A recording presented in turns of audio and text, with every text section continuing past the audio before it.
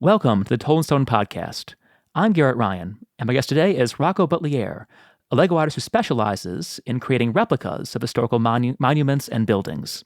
Rocco, welcome to the program. Good to be here. Thanks for having me, Garrett. No, it's my pleasure. So I want to spend most of our time today on your new model of ancient Rome, which I am extremely impressed by at first blush, let me tell you.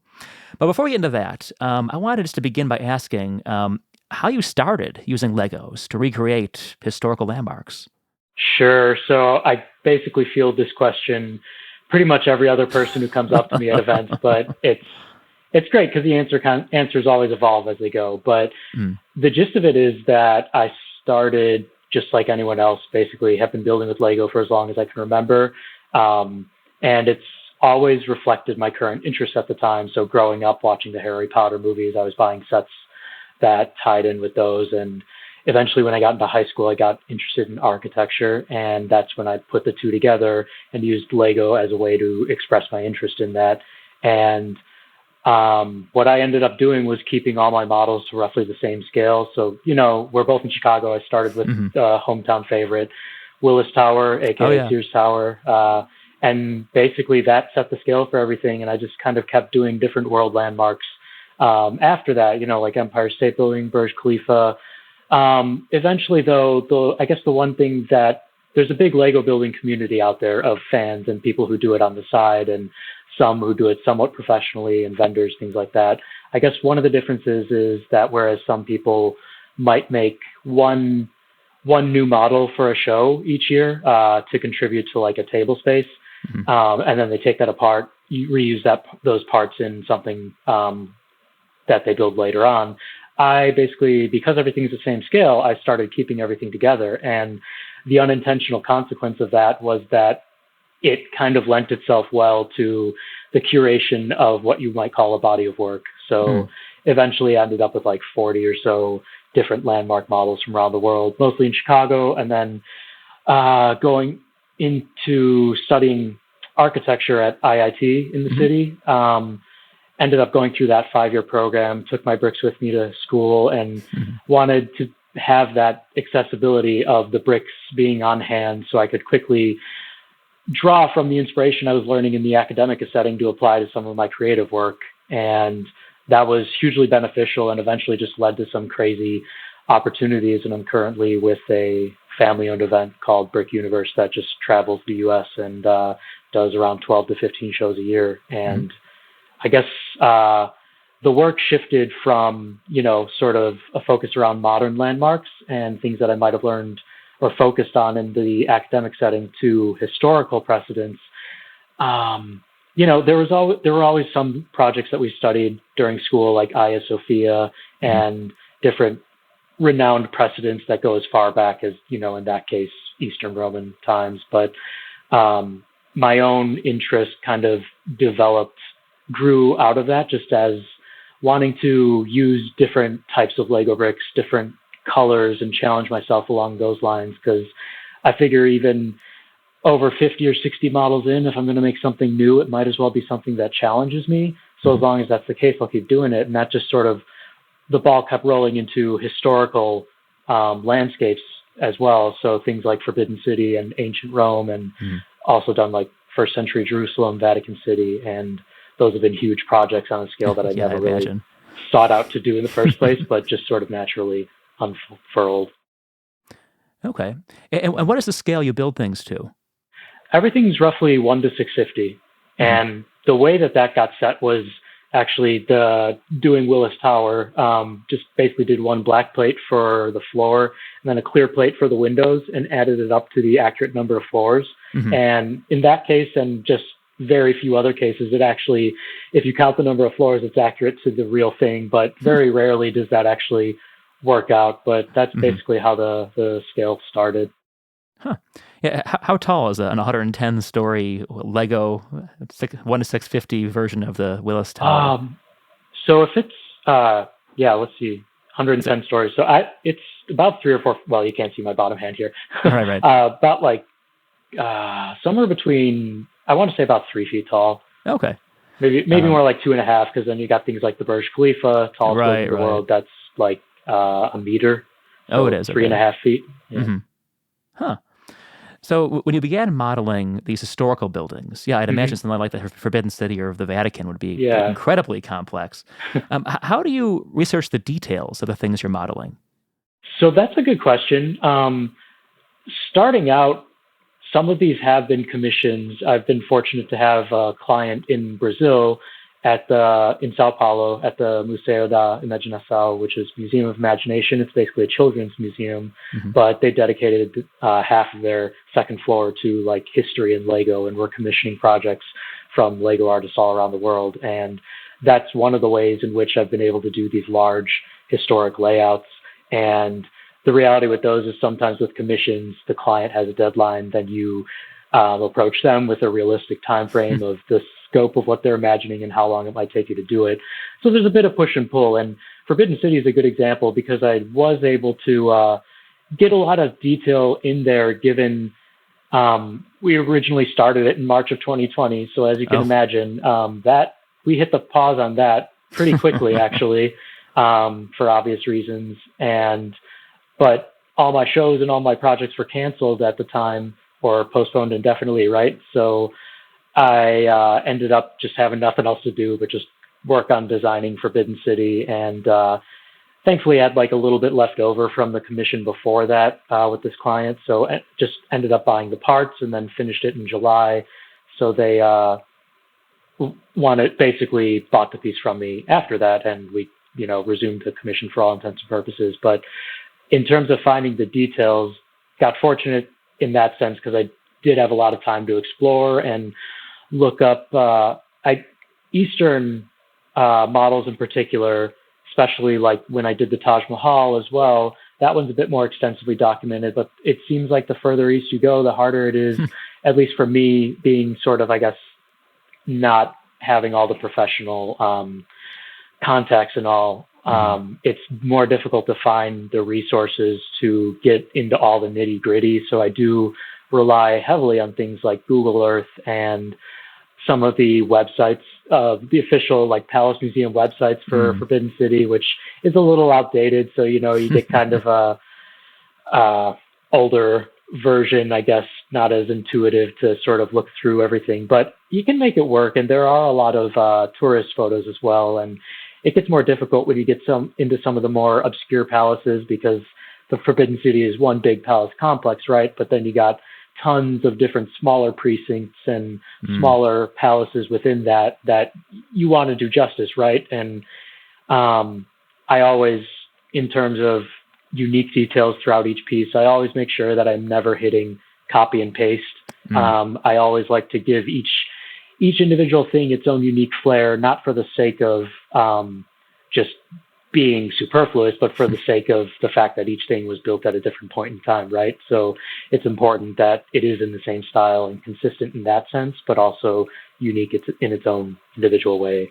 And that philosophy carried through on projects like first century Jerusalem, where, half of the model are dense, sprawling limestone dwellings along the hillsides of the valleys and things like that, and the grand monuments like the temple.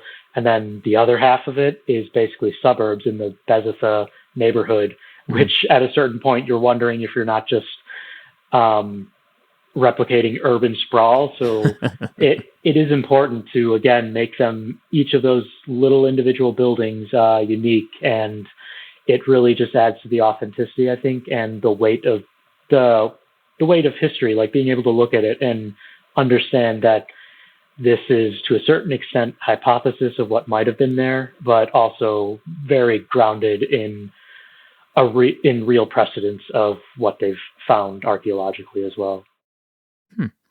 Yeah, and that sounds like the most responsible way to approach that sort of project. Sure. My favorite building on earth is Hagia Sophia. Okay. And every time I'm in Istanbul, I just like to stand.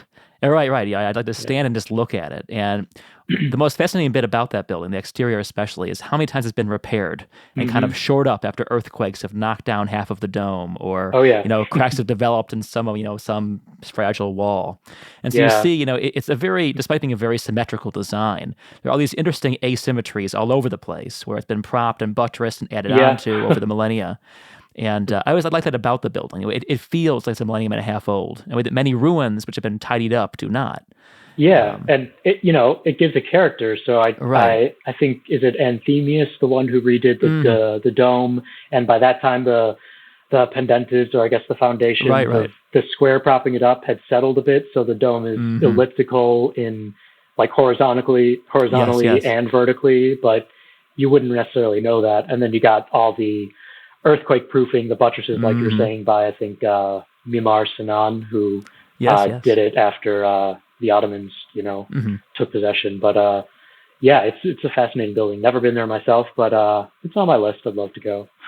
Oh, yeah, I'm sure for someone like you, it would just be almost overwhelming, just the Right. massive detail to suddenly see it. And Bit of a religious experience, maybe. it I don't would be, know. yeah. Yeah, Yeah. it's yeah, I was there once totally alone. It was like late at night and on an October evening before they closed it, and there was no one else in the building. Oh, wow. And it Good for remains you. one of my favorite experiences of my ever traveling. Just to be able to walk up and down, just your footsteps, no other sound. Just the mosaics and the tile and the marble, and Yeah. just that sea of color and dim light. Yeah, it really Hmm. was. It's very cool. Pretty amazing. Um, Anyway, getting away from my travel rhapsodies. So when you're doing something like first century Jerusalem or the Forbidden City, Hmm. is there any kind of detail or design element that's especially hard to render in Legos? Ooh. Yeah. So not first century. Forbidden City is a great example of a case in point.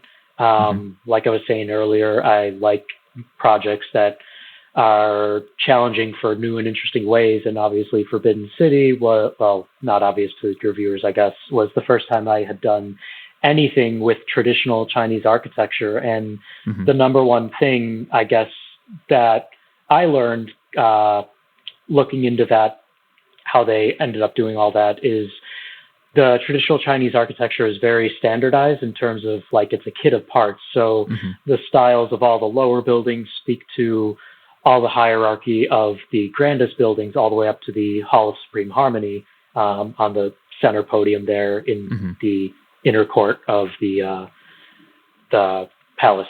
And the rooftops were one of the trickiest details to sort of standardize, but also express differently at each of those hierarchies.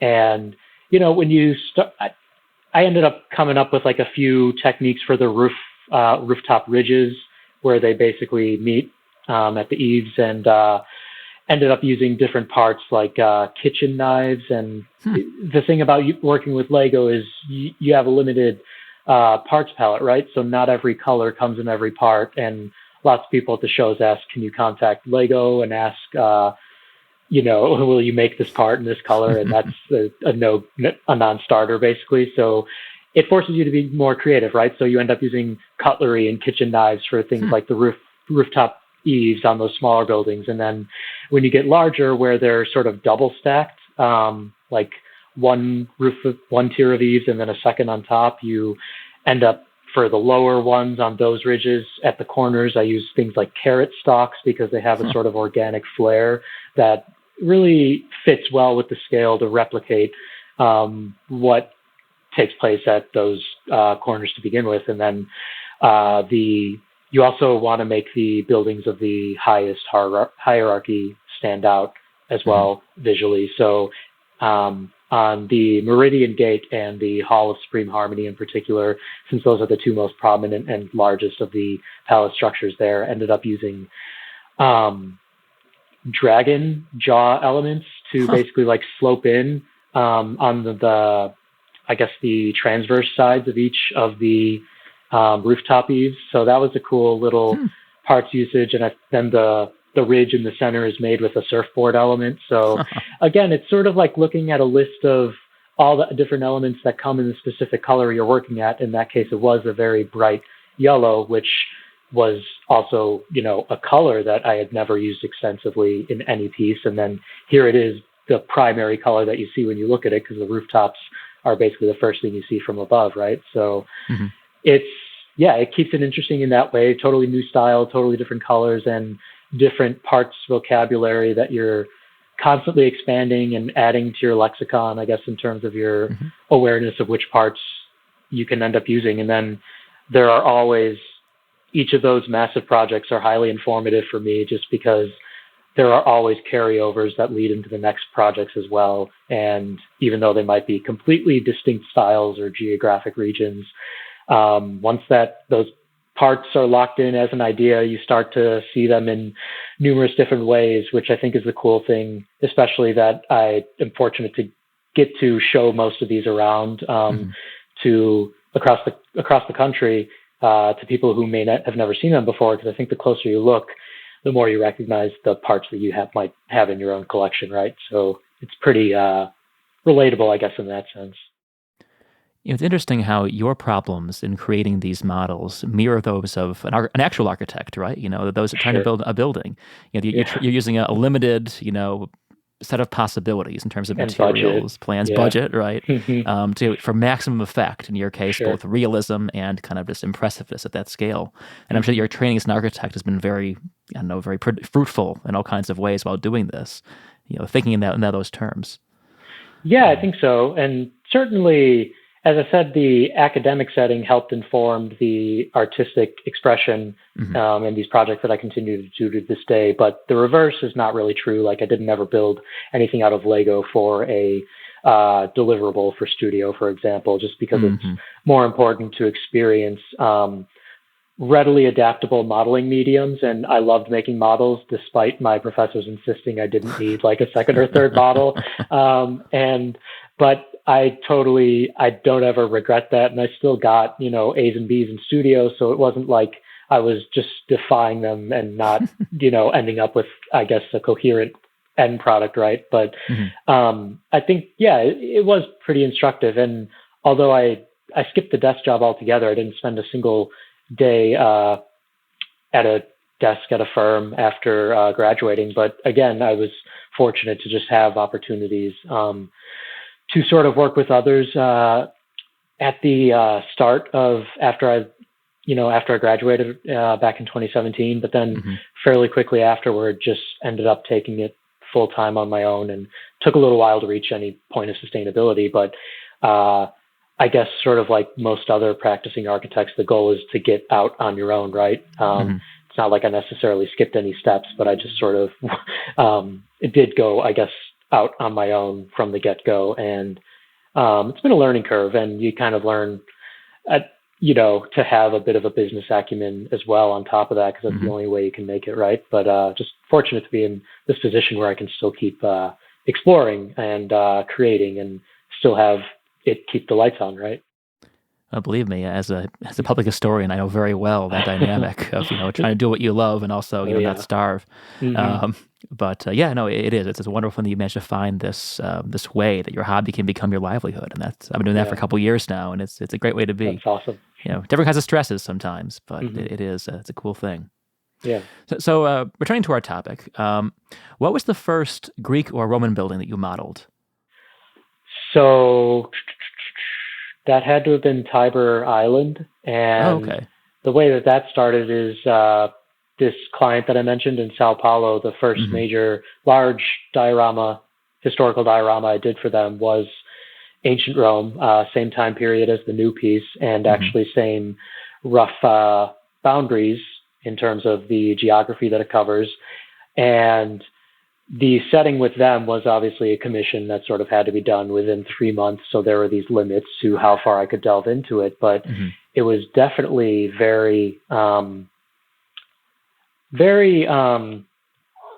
like jumping off the deep end into a style I had never attempted before. And despite the fact that it had to be designed and built within 3 months, which was basically a bit of a whirlwind, I think I did manage to find, a lot of interest in there, obviously, because that piece was in 2019, and in the 4 years since then, I've just kept researching and reading up on Rome, and that really just got the ball rolling for wanting to do this piece on my own, so it would be something that I actually own and that I can bring to my gallery shows around the U.S. And so that's basically one half of the thesis of this new project, and it's all about being able to show it to other people. And it's never a foregone conclusion, but the idea is that it will keep expanding and eventually get to a point where it would have something like 1 million bricks and cover the entire 4th century city within the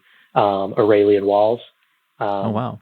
Well, I guess the first, Greco-Roman classical thing I did was Hagia Sophia. So that was a 2018 piece. But yeah, that obviously comes a bit later in the not necessarily directly imperial architecture per se. Right. So, yeah. Yeah, sort of a post project. An offshoot. So an offshoot, right? Yeah. Right. Someone off solo, got weird. Mm-hmm. But so returning to the new project, this model of imperial Rome. And so, what's the date? It's the early 4th century, you said? Yeah, mid 4th century. Okay, around there. I'm sure you know there's this famous description of Constantius II coming into Rome. Ammianus Marcellinus, the historian, has this description of this emperor, Constantius II, one of the sons of Constantine, who had never been to Rome before, had been raised in Constantinople in the east. And so he finally visited the city, and his mind is absolutely blown. He's coming in, he sees the Forum of Trajan, the Colosseum, the Pantheon, And he just can't believe, how impressive the city is. And of course, I guess it's kind of its height, monumentality. Yeah. And so this project, so you're trying to recreate the entire city, 1 million bricks, or more than 1 million bricks, probably. This is something you've been thinking about for 3 years then, or for quite some time, or 4 years, I guess. Yeah. So ever since that first commission for the museum, and just kept researching it since then. So yeah, since 2019, and then 2021, late that year is when I really started to plan this, and how do I want to launch it? How do I want to get people invested? Which is where I had the idea of launching a Patreon page, and that took root in January 2022. So that's been going for over a year now and slowly building, and just figuring out ways for people to sort of feel invested in it, because it's going to take a village, right? And it's important, I think, for artists, but especially difficult in this sense, because you look further back to like Renaissance era artists, and they had to do the projects that they didn't necessarily want to occasionally, but if they were prolific enough, they might have had like patrons to help, like one single patron, right? Like you think of the Medicis and all that. Right. So that's less likely to happen these days. That's why I think it's great in the sense where the shows are basically, working class people that come to the event, and they're the ones who support all the small businesses that go into creating these events. In the same sense, it's like I've relied on these people for this long, so I think it'd be great to have this be sort of a, anyone who wants to contribute can, and obviously different tiers and things like that. So it's great in a way to have it partially crowdfunded, and it helps allow me to have the sort of, or build a more self-reliant business model where it's not like you're waiting for the drop in the bucket commissions that may only come once every few years. Yeah, well, again, I can very much sympathize. Also having a Patreon myself, and otherwise relying upon things like YouTube advertising, and no one reads books anymore, so the book checks I've given up on. But it's one of these things where of course, as a Romanist, I always think of like Virgil or Horace, the great poets, who had their Maecenas, their patron who footed the bills and let them focus on things like poetry they were good at. Right. And of course, we all love to have a Maecenas, or a Lorenzo the Magnificent. But in the meantime, we have Patreon, and like you said, it makes it a democratic project in a lot of ways, that you feel in touch with your fans in all kinds of really organic ways, and it's a great thing. Yeah. And I think they know what they're buying into also, right? Like they don't. Most of them aren't going to come in with expectations of like, oh, I'm paying you now, so you should sort of angle your project in the way that I'm interested. It's like, no, it's sort of an organic growth out of the audience you've already built, who understands and sort of is into what your inclinations are to build on your own. So, yeah, I think it's the internet at its best, really. Kind of making connections between people with the same interests, and building communities on that basis. Yep. So your model, is it based on the famous model in the Museum of Roman Civilization, the one from the 30s? I've seen that one before, years ago when I was in Rome, and it's pretty astonishing, to see it all laid out like that.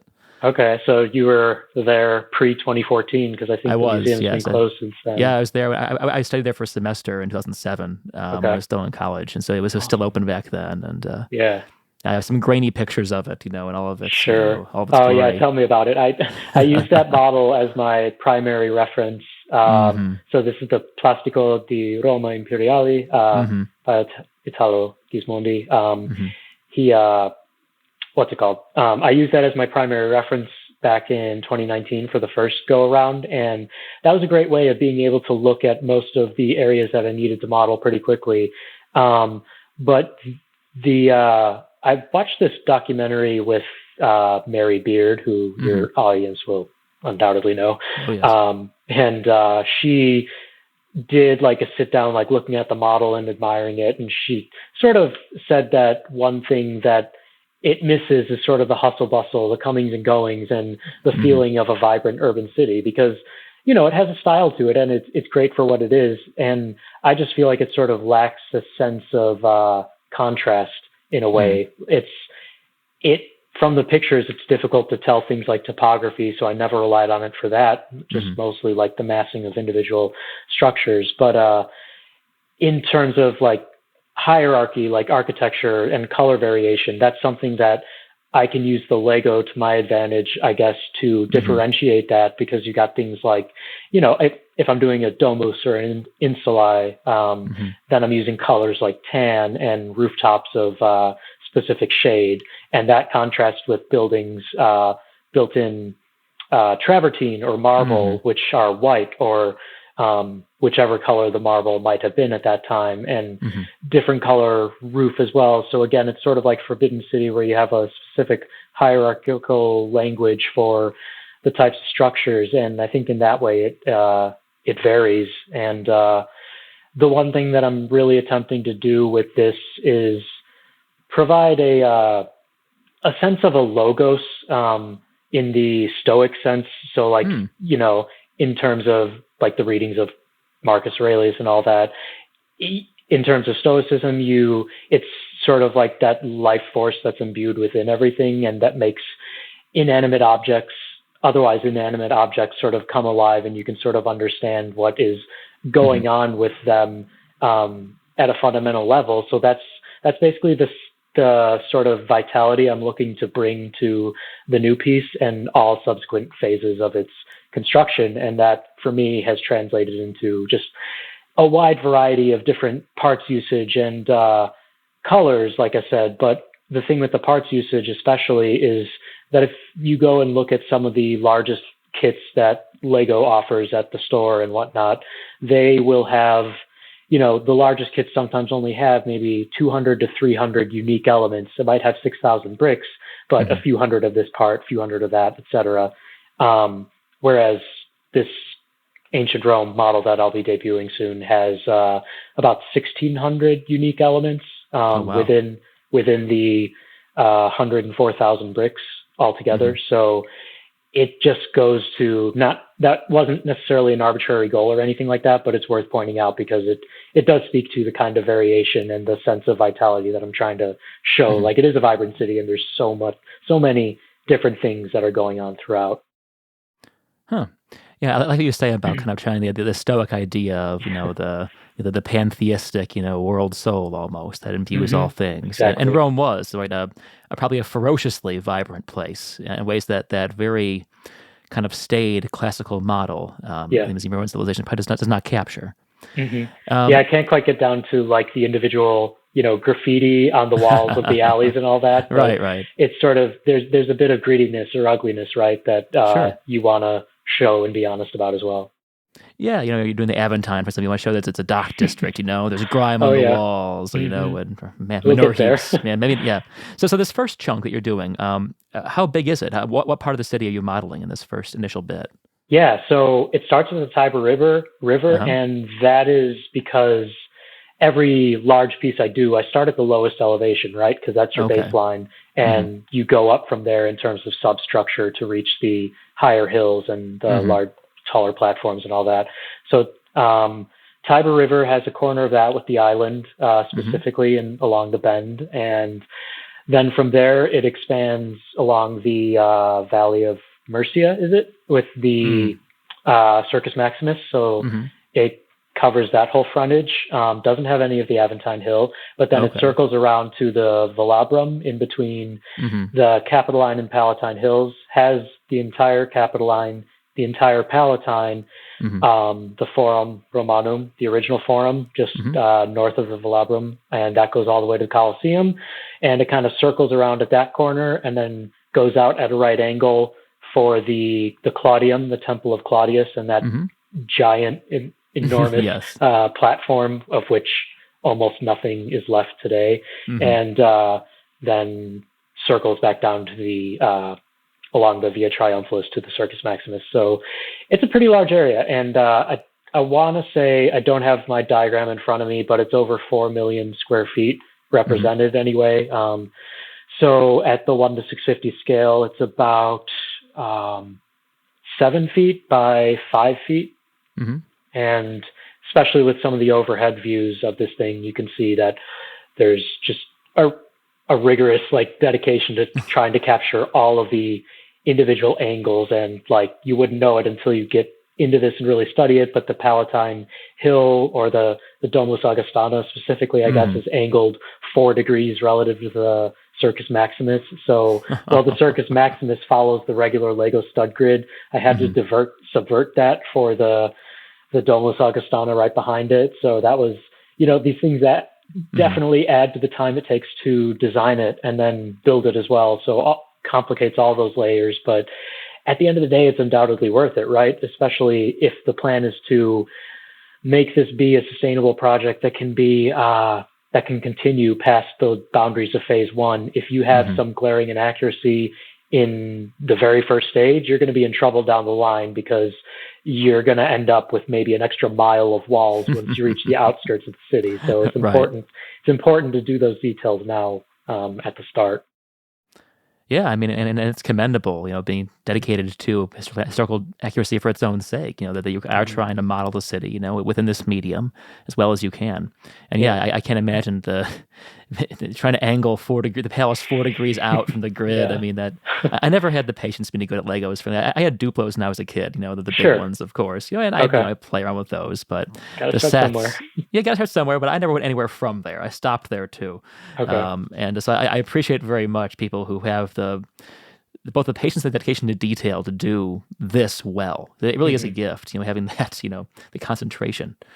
But at the same time, it's at these shows I'm doing, I'm just one of several featured artists, right? So it's a constant exchange between myself and the other artists who have completely different subject matter. I think that's why the show works so well. And then beyond that, you have always a bit of a local fan zone where local builders from whichever place we're at for a specific show, they contribute what they've done as well. And it keeps the ball rolling and keeps a tightly knit community where it's not, everyone doesn't know everyone, because there are certainly, just within the past couple of years, I think so many new people, but that's what's great about it, because it's so many different perspectives, and everything is informed by precedent. So a lot of people, it's great to credit individual creators if you're taking some direct inspiration, but at a certain point, you find inspiration from whatever it is, real world or another Lego model someone else did, and you apply it and translate it for your own purposes. Yeah, well, that's any art, I think, right? Exactly. You take any influence you can get, and you transmute that into what you're doing. Well, that's fascinating. I mean, even just thinking about the Palatine Hill, all those very complicated substructures of the palace must have been extremely time-consuming to model. I'm sure. Yeah, it was definitely one of the densest areas of the city, just in terms of the fact that it's a contiguous structure, right? So there aren't really any boundaries except the inner courtyards, and that means, of course, you have to model those all the way down to the sub-stories, like the basements within the conglomerations and all that. When I was doing that, obviously, one of my main references for the project, my primary reference actually, is the Atlas of Ancient Rome. So that's by Andrea Carandini.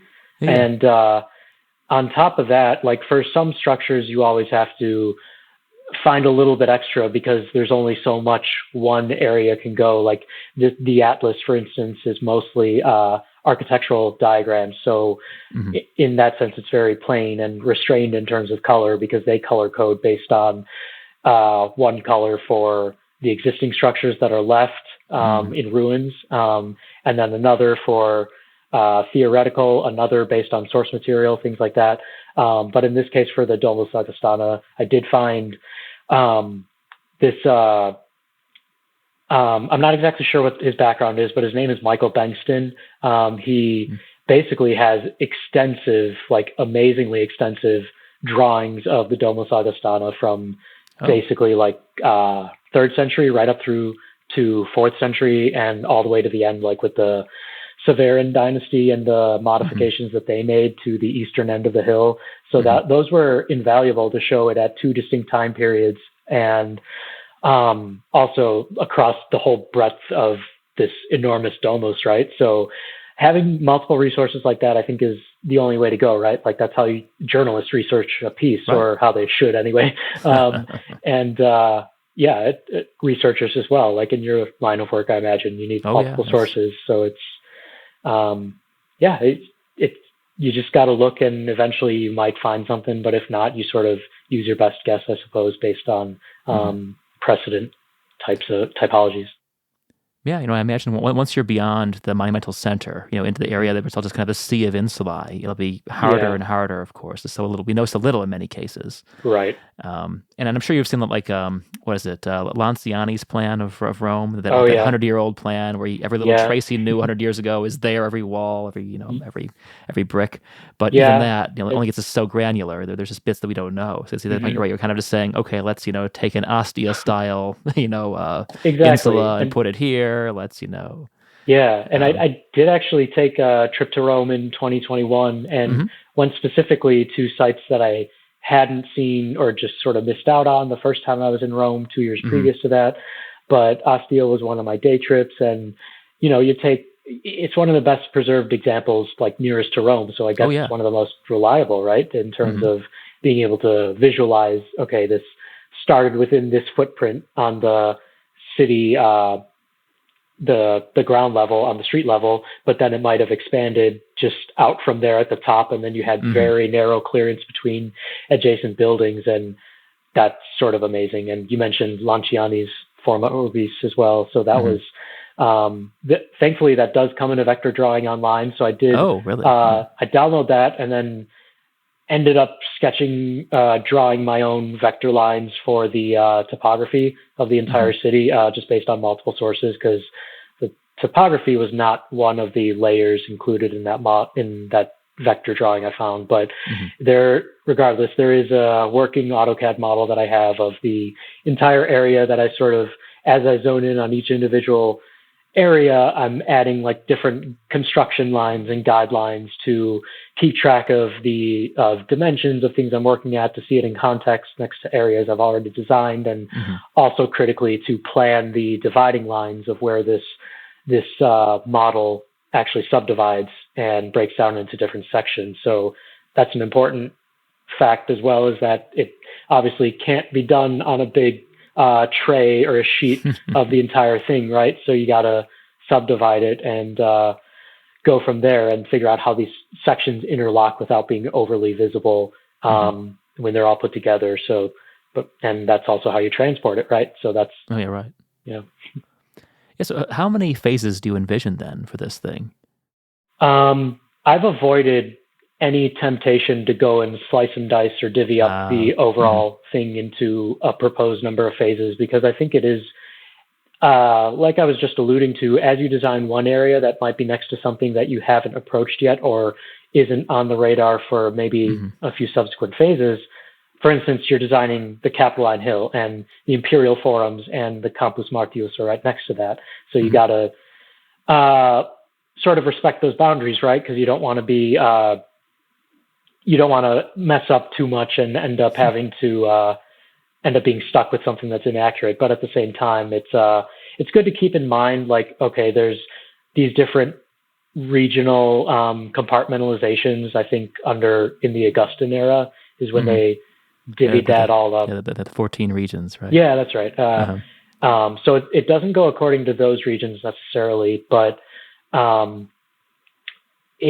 I do have an idea like of what phase 2 will be. Haven't drawn the boundaries for that yet, but I am in sort of the planning stages of that, because of course, as soon as I was done building this first phase, it's just time to start thinking about what the next one is. But I do imagine that will incorporate the Imperial Forums as well as areas beyond that. So probably the Baths of Trajan as well, which will be the first like mega complex Right. of just one giant building. But so it's going to keep it interesting. And at the end of the day, the goal isn't to keep each phase like super intriguing in terms of big ticket items. Like it just obviously you do the center of Rome like I've done now. You have the big ticket items like those two hills, Circus Maximus, Colosseum. But the goal is never to necessarily rope in any one phase like some big ticket item. It's just sort of to constantly expand the footprint of the city and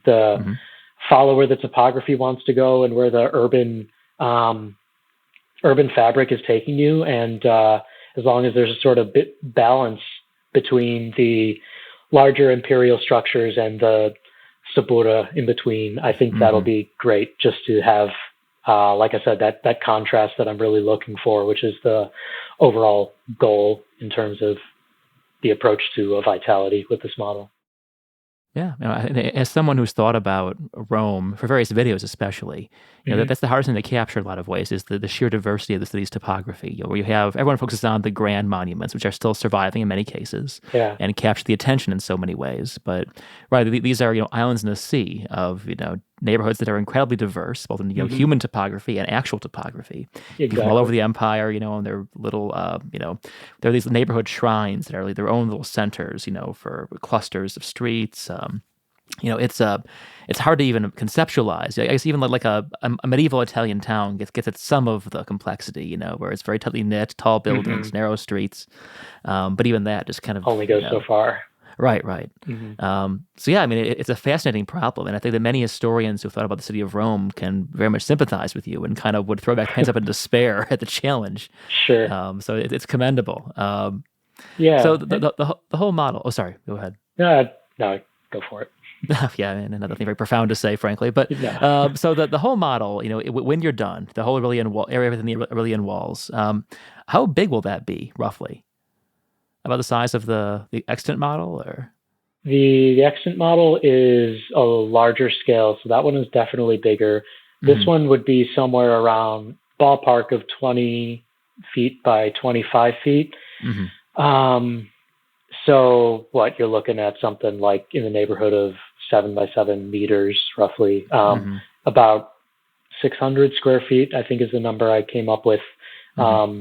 Just for like the initial presentation graphics. But again, it's very much a process of learning as you go, and things like that. The overall measurements are pretty safe to say that will be around where it'll be. But so pretty large. And the intention, I guess, is to also make it a exhibition centerpiece, right? So I guess, like I was saying, my body of work is well curated in the sense it's all the same scale, and there are several smaller landscapes, but they're, in terms of in the future where I want to go with this is longer term exhibitions, perhaps museums and galleries, things like that. So a lot of those, it's not the end all be all, but I would prefer to have a large centerpiece for something like that, where it's something you lead up to, and it could be given enough different historical precedents. You could have like a bit of a journey through time or something like that, and you end up on this enormous piece of ancient Rome as the centerpiece at the end of the show, or right in the middle of everything else. So we'll see, but that's the general idea. And at the moment, it's just good to be able to be designing it to go on the circuit with all the shows we have currently, and just have that in the back of my mind to work up to as I go. Right. So. Yeah, I mean, I'm very excited for it. Looking forward to the big unveiling. So tell us a little about the so it's be unveiled later this month. Yes, the first section of the model. So this is on March 13th. We're recording this. It'll be on the 17th. So it's Monday now. Soon. We'll be debuting it Friday. It'll have I sent you the photos right before this. It'll have over 100 photos just going all over covering and scouring the surface, and really showing how each corner, no corner is overlooked, and nothing is copy and pasted, and it's all variation in topography and different styles and hierarchies, all of the above. And so that's one thing I'm really excited about. And then I also have a model film that'll go along with it that's being edited at the moment. So it's kind of a high stakes lead up to dropping one of these, right? And that's basically how I always go about it. I try and save everything or most of it for one big reveal at the end. But that'll be just in a few days. And it's crazy because, through the process, sometimes it ends up taking longer than you imagine. So I think it was last summer where I stumbled upon the track I wanted to use for the model film. So I've had that in my mind for over 9 months now, and which is good in a way because then you end up taking all this time to design and build the rest of it. And as you're going through it, you're seeing views or ideas for panoramas of the visual shots you want to capture, as well as the on-screen text to kind of convey the most succinct points. Even though it's only a 3-minute video, I hope to kind of show a lot of that in a sort of quick succession, just going throughout the area. And it's a great way, I think, to help viewers just scratch the surface, right? And then at the shows is where I'll have the infographics on the table. So it'll be debuting in Memphis later this month, the last week of March. I think that's either the 24th or 25th, Saturday and Sunday. And have infographics on the table that goes into even more detail beyond that. And then, of course, the most detail would be on Patreon for all those who are interested. So it's sort of a multi-layered process and many forms of being able to show it, because not everyone can see it in person, unfortunately. But hopefully, the more shows you do, the more likelihood of folks being able to see it eventually. Yeah, well, I look forward myself to seeing it in person whenever we get around to meeting. But just thinking about this, I think Legos make Rome intelligible in a way that, even the highest quality, JPEG is not going to. Instead, the things like the topography, things like, the variety and texture and color and scale.